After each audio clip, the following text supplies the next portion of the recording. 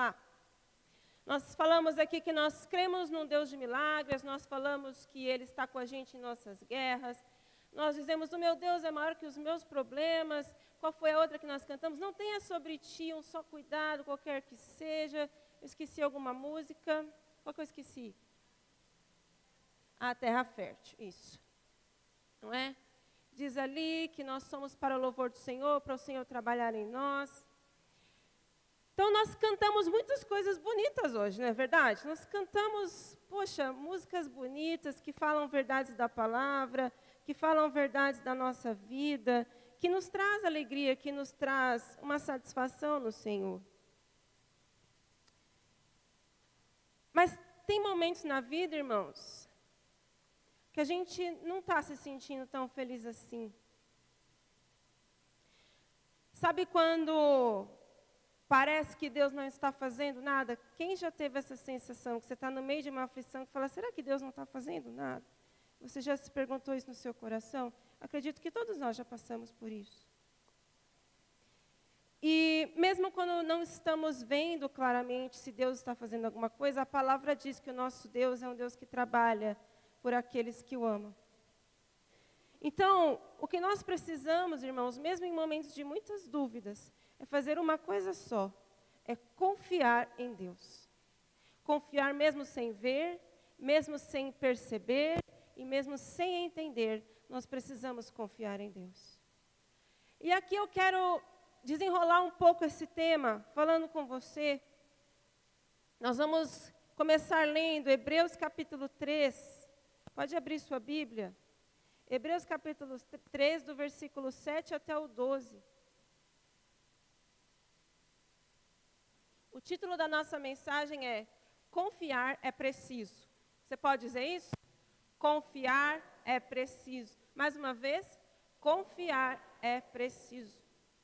Você achou na sua Bíblia? Hebreus 7, vamos ler Hebreus 3, perdão, vamos ler do 7 em diante.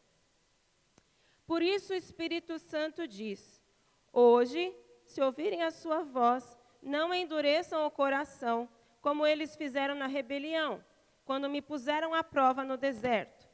Ali seus antepassados me tentaram e me puseram à prova, apesar de terem visto meus feitos durante 40 anos. Por isso fiquei irado com aquela geração e disse, seu coração sempre se desvia de mim, vocês se recusam a andar em meus caminhos. Assim jurei em minha ira, jamais entrarão em meu descanso. Portanto, irmãos, cuidem, para que nenhum de vocês tenha coração perverso e incrédulo, que os desvie do Deus vivo. Amém? A minha versão aqui, a NVT, ela diz, no versículo 10, seu coração sempre se desvia de mim, vocês se recusam a andar em meus caminhos. A Bíblia que eu trouxe, que é a Bíblia que eu estou usando agora, né? Mas essa não é a melhor versão para o que nós vamos tratar hoje. As outras versões dizem assim, porque sempre se desviam ou erram em seu coração. Quem tem se desvia ou erra? Alguém tem? Ele sempre, no versículo 10, se desviam ou erram em seu coração? Quem tem essa? Só faz um sinal para mim. Isso. E aí diz assim, e não conheceram os meus caminhos, ou não reconheceram os meus caminhos. Quem tem essa versão? Não conheceram, não reconheceram. Aqui diz, né, na NVT, eles recusam andar em meus caminhos. Na verdade, a melhor tradução seria mesmo, eles não conhecem ou não reconhecem os meus caminhos. E, obviamente, quando você não conhece um caminho, você não anda por ele. Mas eu quero me concentrar nessa versão. Eles não conhecem ou não reconhecem os meus caminhos. Irmãos, o livro de Hebreus, nós não sabemos quem é o autor desse livro, mas se nós formos ler, é um livro que claramente quer demonstrar aos judeus ou aos hebreus que o Senhor Jesus é o Cristo que estava por vir. Que o Senhor Jesus era o Messias prometido e que a nova aliança estava substituindo a antiga aliança de sacrifícios de animais, da lei de Moisés, do tabernáculo.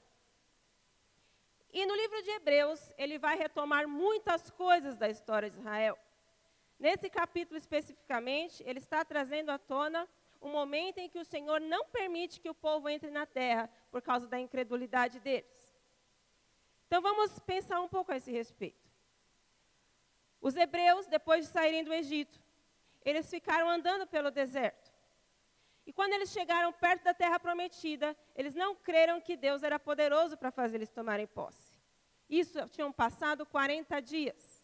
40 dias de caminhada no deserto. E como eles se tornaram incrédulos, o seu coração estava duro, o Senhor disse assim: vocês não vão entrar na terra que eu prometi, não vão entrar no descanso que eu prometi, e para cada dia de caminhada vocês vão ter 1 ano no deserto. Então, de 40 dias de viagens, passou para 40 anos de viagem no deserto. Mas sabe, irmãos, nesses 40 dias já tinha acontecido muita coisa extraordinária. Antes dos 40 dias ainda, eles tinham visto as pragas no Egito, em que coisas terríveis aconteciam com o Egito, mas com o povo de Israel não, porque eles eram guardados. Eram sinais extraordinários, nós conhecemos, não vou citar aqui para você. Então já era algo grandioso de ter visto, não é? Próprios primogênitos serem livres da morte, tudo era obra de milagre do Senhor. Eram sinais poderosos. E então, na sua viagem pelo deserto, durante esses 40 dias, Deus envia pão do céu. E eles colhem o pão, e aquilo satisfaz a fome deles, de forma que ninguém ali passava necessidade.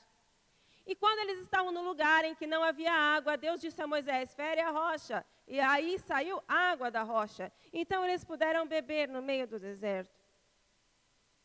Mas mesmo assim, vendo todas essas maravilhas, a palavra diz que o povo murmurou contra Deus, se queixou, reclamou e desejou voltar para o Egito.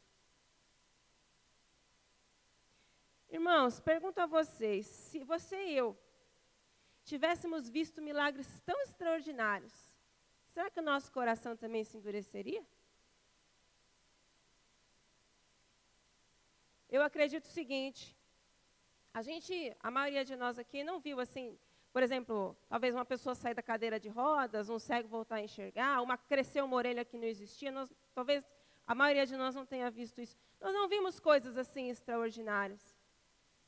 Mas a palavra diz que mesmo aqueles que veem, têm o risco de ter o seu coração endurecido.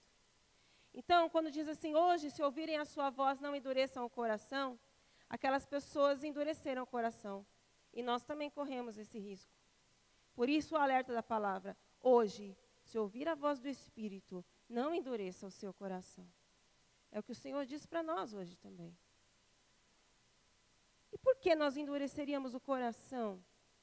Parece uma coisa pouco lógica, mas olha, não duvide da natureza de pecado que está em você. Ela está aí, ela só vai ser totalmente eliminada quando o Senhor Jesus voltar. Então a gente não deve brincar com essas coisas. Todos nós corremos o risco de ter o nosso coração endurecido, principalmente quando certas coisas acontecem. E é isso que a gente vai falar. A palavra diz também que o coração deles se endureceu e que eles não conheceram os caminhos do Senhor.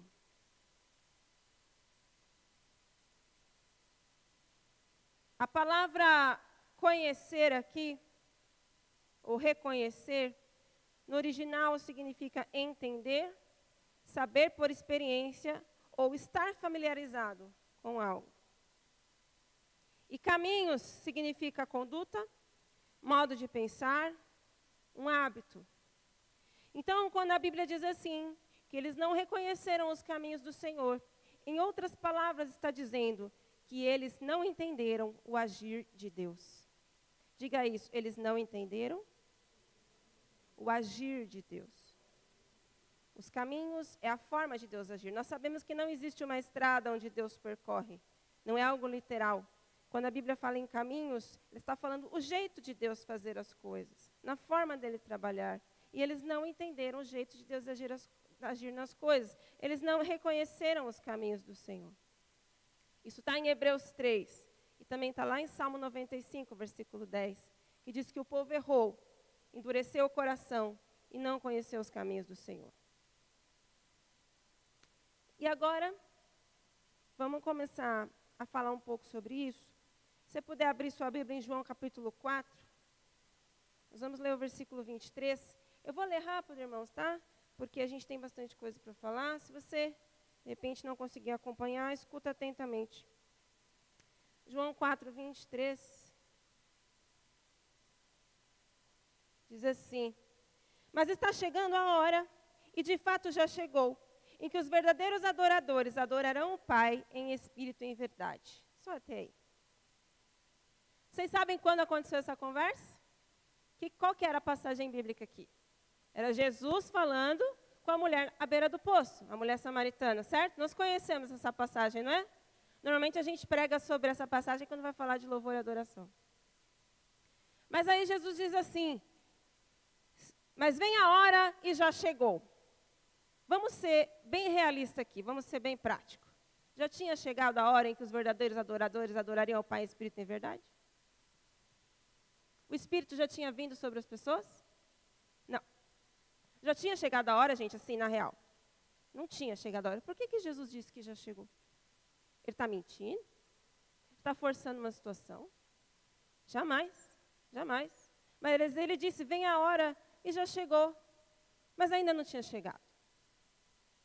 Claramente não havia chegado. Mas por que Jesus falou que já chegou? É porque Deus enxerga as coisas de um jeito diferente da gente. Quando Deus libera uma palavra, é porque aquilo está feito, ainda que não esteja diante dos nossos olhos.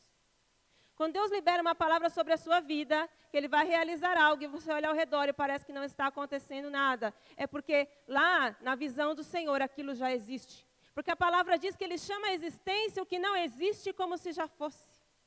Então, quando Jesus disse, vem a hora e já chegou, Ele estava enxergando o que estava por vir como já se fosse um fato presente. Porque para Jesus era inevitável, já chegou essa hora, ela ia chegar de qualquer jeito. Mas aos nossos olhos nós diríamos o quê? Não, não chegou. Essa palavra que o Senhor disse para mim, parece que não acontece não, acho que eu entendi errado. O Senhor disse para mim que tem essa promessa, mas eu olho ao redor e parece que não. Isso pode endurecer o nosso coração, gente? Pode nos colocar em rebelião? Seja bem sincero. A gente recebe uma palavra do Senhor, a gente deposita a nossa esperança nela e quando a gente olha ao redor parece que não é nada daquilo. Isso não mexe com a gente? Mexe com a gente. Mas é porque nós não temos essa visão que o Senhor tem do todo. E por isso, o que nós precisamos fazer, mesmo quando nós não vemos? Confiar no Senhor. Por isso que nós dizemos, ainda que eu nada veja, confiar é preciso. Vamos para Atos capítulo 1, versículos 6 e 7. Vai dizer assim: então os que estavam com Jesus lhe perguntaram, Senhor, será esse o momento em que restaurarás o reino a Israel? E ele respondeu, o Pai já determinou o tempo e a ocasião para que isso aconteça, e não cabe a vocês saber. Vocês receberão poder quando o Espírito Santo descer sobre vós, e serão minhas testemunhas em toda parte, em Jerusalém, em Judeia, em Samaria e nos lugares mais distantes da terra. Nessa passagem, irmãos, Jesus estava subindo aos céus. Enquanto ele estava ali, os seus discípulos estavam presentes, porque eles iriam assistir esse evento da subida do Senhor. De repente, eles fazem uma pergunta. Senhor, será este o tempo em que restaurarás o reino a Israel? Deixa eu te explicar por que eles fizeram essa pergunta. Na época de Jesus, o povo de Israel estava sendo dominado por Roma. E nos séculos anteriores, muitos povos haviam dominado Israel. Os sírios, os gregos, os persas, os babilônios, todos eles dominavam Israel. Eles já estavam há séculos debaixo de dominação estrangeira. E na época que Jesus veio, quem era o império mundial? Era Roma. Então, o que eles entendiam? Que quando Jesus viesse, ele iria acabar com esse negócio de Roma, ia acabar com essa bagunça, e Israel seria então um reino independente. E mais do que isso, Israel seria o trono central do planeta todo. Seria o lugar onde o Messias reinaria sobre toda a terra. Irmãos, para quem está debaixo de opressão, o que você mais deseja é que aquilo acabe, não é? Quando a gente está debaixo de sofrimento, debaixo de uma coisa difícil, o que a gente mais quer é que aquilo passe. Agora pense esse povo que tinha que pagar altos impostos, que sofria maus tratos, muitos deles eram crucificados. O que é que a gente acha que eles queriam mais do que tudo? Eles queriam liberdade. Então, quando Jesus está subindo, os discípulos, conhecedores dessas promessas, perguntam, Senhor, é agora que o Senhor vai salvar a gente? Aí Jesus fala, não interessa. Não cabe a vocês saber isso. O Pai é que sabe os tempos e as épocas. Mas vocês receberão poder ao descer sobre vós, nós conhecemos. Então, os discípulos queriam saber se aquelas promessas messiânicas de reino, de dominação, de fim da escravidão, estavam para acontecer. E Jesus não estava aqui para isso ainda. Jesus veio para algo muito maior. Jesus veio para estabelecer o reino de Deus naqueles corações que se entregassem a Ele. Era muito mais do que uma questão política e de governo. Era muito mais do que a liberdade de um povo. Era a liberdade de toda a humanidade da escravidão do pecado. Era isso que Jesus veio fazer, só que os discípulos eles não estavam entendendo ainda. Eles queriam saber se o problema deles ia acabar hoje. Veja que a expectativa deles estava diferente. E que eles estavam ansiosos com a questão do tempo e da espera. Será que isso acontece com a gente também? Nós também não ficamos ansiosos com a espera? O tempo passa e a gente não vê, e o tempo passa e a gente espera, o tempo passa e nada muda. Assim como para eles. A gente quer que o sofrimento acabe, e parece que a gente espera e não chega. E mais, a gente cria expectativas do que Deus vai fazer. A gente desenha todo um plano na nossa mente de como Deus pode agir, do que Ele vai fazer, mas Ele tem outro plano.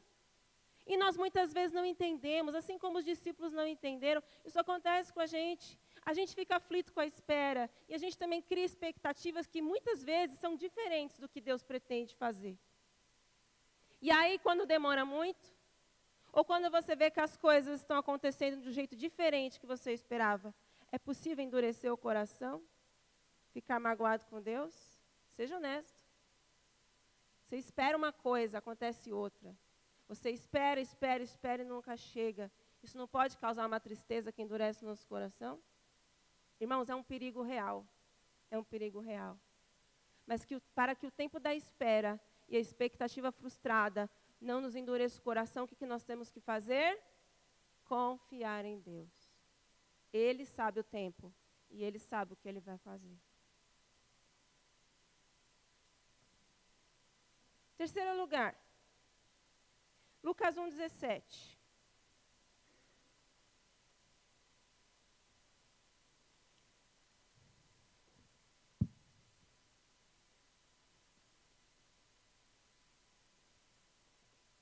Lucas 1,17 vai dizer assim: será um homem com o espírito e poder de Elias, e preparará o povo para a vinda do Senhor.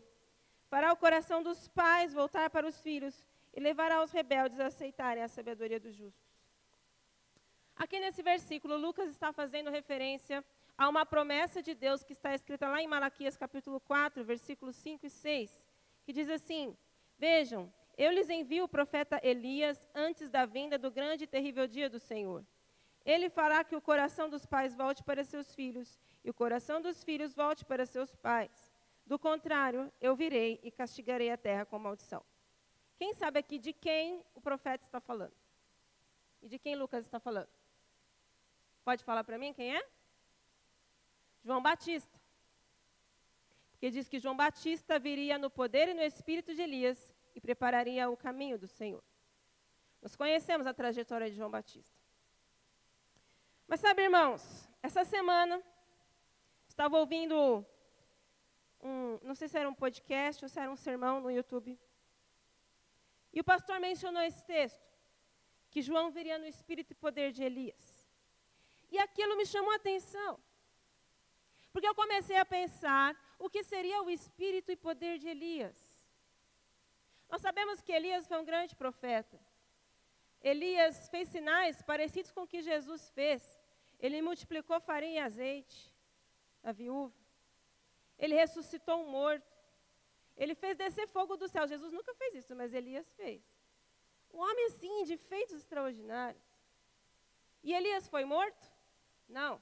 Elias não passou pela morte. Ele foi levado ao céu sem passar pela morte. Então esse é o espírito e o poder de Elias. E aí a palavra diz que João Batista viria no espírito e poder de Elias. Só que eu não me lembro de ter visto nenhum milagre que João Batista realizou. Você viu algum?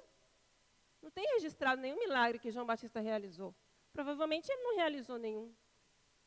E João Batista, ele foi trasladado igual a Elias? Não. Cortaram a cabeça dele. Ora, eu, como uma pessoa que sigo uma certa lógica humana, se Deus diz que vai mandar alguém no espírito e poder de Elias, o mínimo que eu iria esperar é que fosse um homem de grandes feitos e que não fosse passar pela morte. E João Batista foi completamente o oposto. É que assim, o objetivo do espírito e poder de Elias é converter os pais aos filhos e os filhos aos pais e preparar uma geração para receber o Senhor. Mas eu tenho que confessar para você que quando a gente lê o espírito e poder de Elias, a gente espera uma coisa totalmente diferente, pelo menos na minha visão. E aí, o Senhor me fez lembrar de ocasiões na minha vida em que eu esperava certas coisas do Senhor e aconteceu tudo ao contrário. Orações que eu fiz em que eu depositei toda a minha fé e eu tinha certeza de que seria daquele jeito. Mas aconteceu tudo ao contrário. Já aconteceu isso com você ou será que foi só comigo? Você ora e acontece tudo ao contrário. E dá tudo certo. Só que não era do jeito que você imaginava. Não era do jeito que você queria. E aí, quando você deposita a sua fé em algo e tudo parece acontecer ao contrário. Você olha e você não entende nada e fala, mas não é isso que eu esperava. Eu coloquei toda a minha fé numa coisa assim. Deus faz diferente. E aí no começo você não entende muito bem o que está acontecendo, porque a gente não sabe o fim da história, Deus sabe. E aí essa expectativa, essa aparente contradição, o que ela pode fazer com a gente? Ela pode endurecer o coração. Porque nós não estamos reconhecendo os caminhos do Senhor. A gente, na verdade, não está entendendo nada. Por isso que a palavra diz hoje que confiar é preciso. Mesmo quando tudo está acontecendo ao contrário do que a gente esperava. É preciso confiar em Deus. Carol, põe para mim. Eu quero deixar bem claro, bem evidente para nós, isso que nós trouxemos hoje. São ali os nossos 3 versículos. Mas vem a hora e já chegou. João 4:23. Atos 1. Senhor, será este o tempo em que restaurarás o reino a Israel? E Lucas 1:17. E ele virá no espírito e poder de Elias. Estamos nesses 3 versículos. Próximo. Então nós falamos, a respeito de João, que a hora realmente não havia chegado aos nossos olhos. Então, parece que Deus não está fazendo nada. Em Atos nós vimos que existe o tempo, existe a expectativa. O tempo nos faz sofrer, a expectativa de algo, quando é frustrado, isso nos faz sofrer. Em Lucas 1:17 nós vimos ali o espírito e poder de Elias, mas não parece que é. E aí? Próximo. Então, em João 4:23, quando Deus diz que já aconteceu, já chegou, e nós olhamos ao redor e nada está acontecendo. O que acontece é que nós estamos numa situação de conclusões equivocadas. Nós entendemos, Deus não está fazendo, só que na verdade Ele está. Na verdade, aos olhos dele já está feito, mas nós entendemos que não, nós temos uma conclusão equivocada a respeito do agir de Deus. Em Atos 1:8 nós temos expectativas frustradas. Algo que nunca chega, algo que a gente espera que o Senhor faça e parece que não. Parece demorado e parece que não é exatamente o que a gente queria. E em Lucas 1:17, aparentes contradições. Deus diz uma coisa e acontece outra. Na verdade, Deus sabe o que vai fazer, a gente que está entendendo errado. Então, diante de conclusões equivocadas, expectativas frustradas e aparentes contradições, nós temos um perigo muito grande de endurecer o nosso coração por não conhecer os caminhos do Senhor.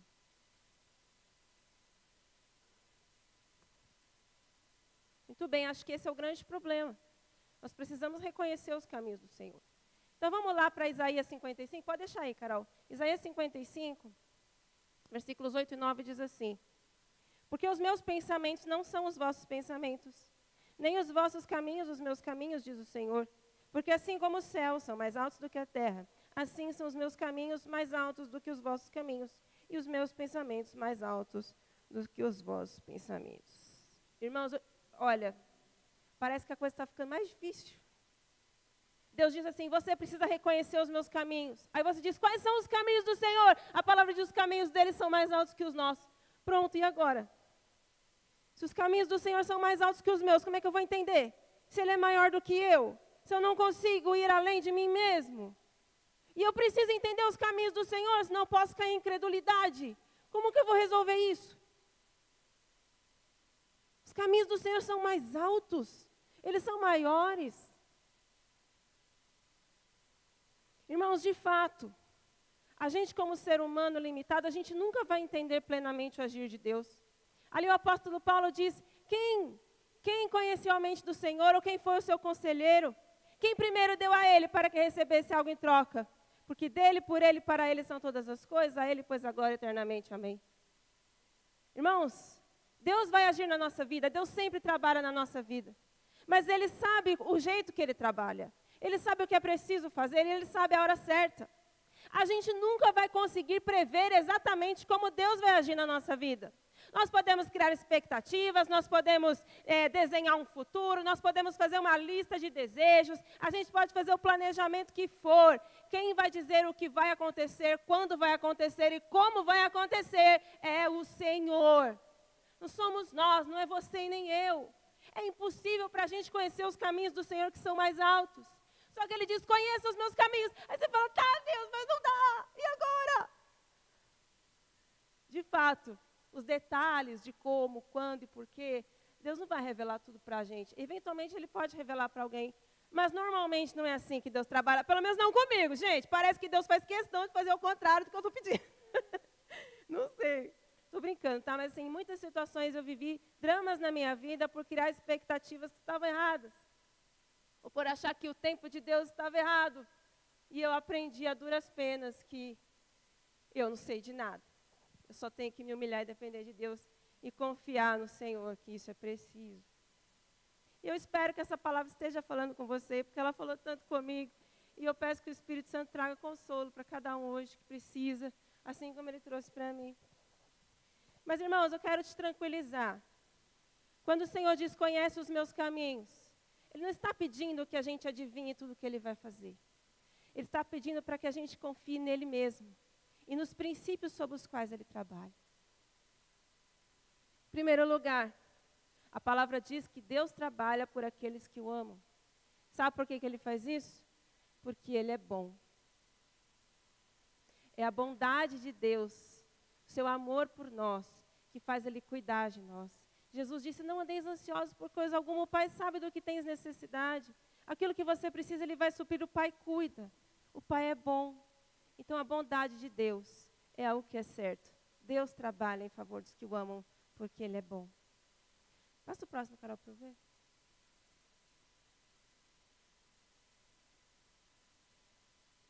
Pode ir para o último.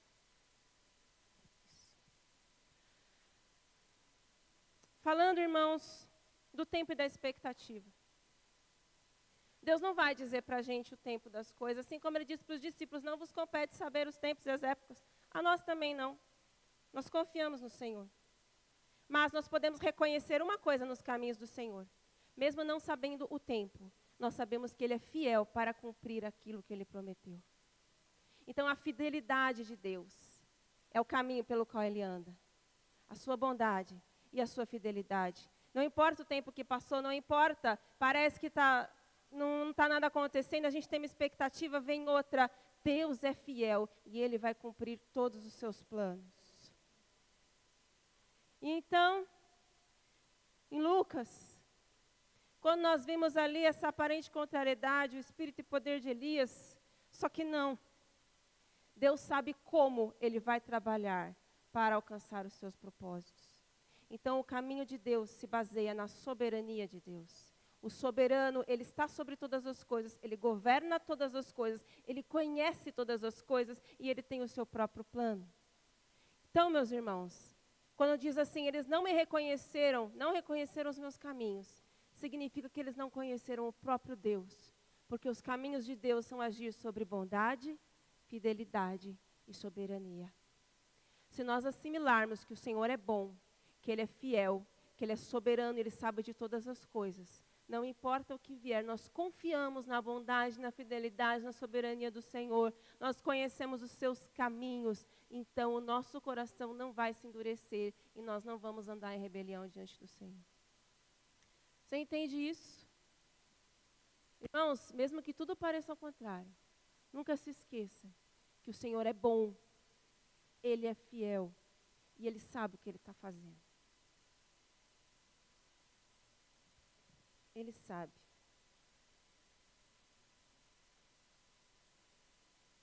O agir de Deus na nossa vida é um mistério, mas confiar é preciso. Nós precisamos andar com esses princípios muito firmes da bondade, da fidelidade, da soberania do Senhor. E saber que é assim que Ele age, é assim que Deus trabalha. Deus trabalha com bondade, com fidelidade e com soberania. E o que cabe a gente? O que cabe a gente? Qual é a resposta? Confiar. Então, confiar é preciso. Confiar é preciso. Confiar é preciso.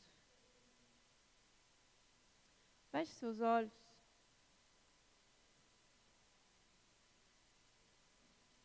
Senhor, nós te louvamos, Senhor.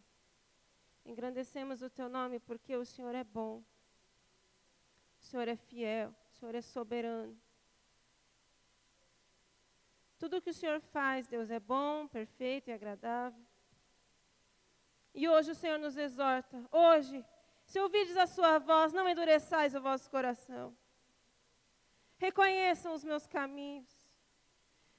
Espírito Santo, coloca isso bem sedimentado em nosso coração, esse entendimento de que mesmo que na nossa vida tudo pareça errado, tudo parece contrário, tudo parece estranho, o Senhor é sempre bom, o Senhor é sempre fiel e o Senhor é soberano sobre todas as coisas. Nós rendemos nosso coração a Ti, nós dizemos, Senhor, nos ajuda, porque tantas vezes a nossa fé quer enfraquecer. Nos ajuda, Espírito Santo, a